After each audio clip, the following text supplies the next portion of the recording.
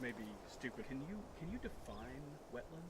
Strictly from like a sort of delineation perspective, it's a difference in soil type. So it's soils that are always sort of saturated. It's called hydric, and that dictates sort of all of the plants that will live there. And once you have a large diversity of plants, then that fosters everything that depends on those specific plant types. So it just kind of blossoms out of that initial plant diversity.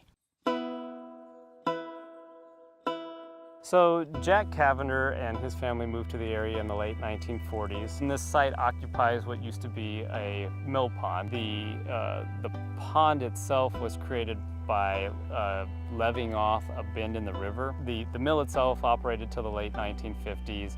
At that point, Jack Cavender bought it and wanted to use the pond for game fish. But then the highest recorded flood event on record for the North Fork John Day River occurred in the winter of 1964-65 and dumped upwards of 6 foot of silt in the pond. Jack quickly realized he wasn't going to be able to use it as a game fish pond, but being the conservation advocate that he was, realized that he now had this opportunity to allow this emergent wetland to form.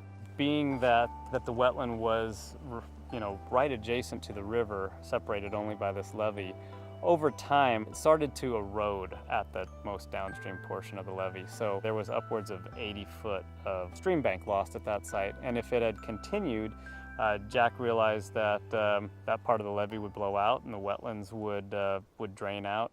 Jack set this aside because he couldn't use it for agricultural land, and he saw the value of having the wetland.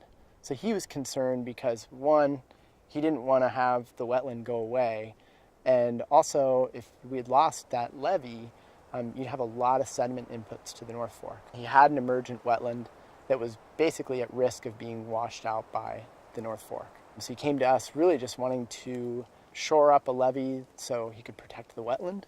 And through a lot of planning, 3 or 4 years of planning, what eventually emerged was this project.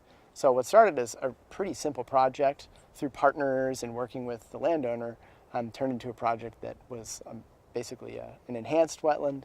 We did end up protecting the levee, but then modified some of the other features so that the wetland and the river would be more permeable. From start to finish was over 8 years worth of planning and permitting and design and implementation. We're now in the monitoring phase of it, but upwards of $750,000 of which OWEB and lottery funds were over $214,000 worth. The monitoring that was happening today, that was our partners, the Warm Springs tribe. And they've put in close to 2,000 or 3,000 different plantings, just woody species, to say nothing of other plants that they put in. We're planting native species as a rule in these types of projects.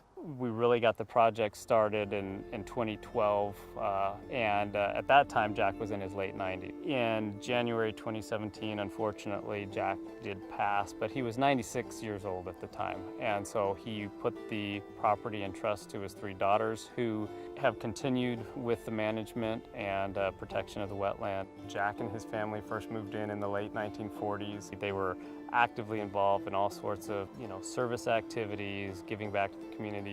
Very well respected and regarded, very giving spirit.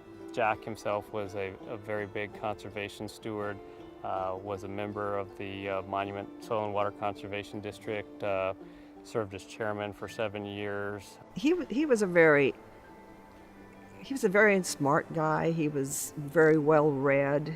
He had an interest in land and preservation. Of course, he was a rancher, and he felt like it was the responsibility of everybody to do what they could to steward the land.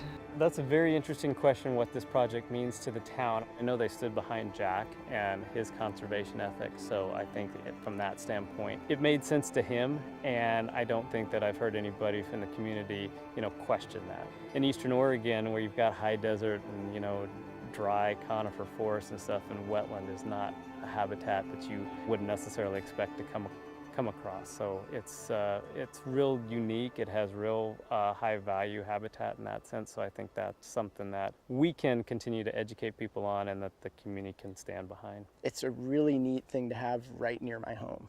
So for me as a biologist and an ecologist, it's essentially a lab. It's basically a backyard lab where we started from ecological zero. I can come here any day with my dog and kind of walk around and see the changes and sort of see the progress that's just naturally happening. So it's really inspiring and kind of a really cool place to come.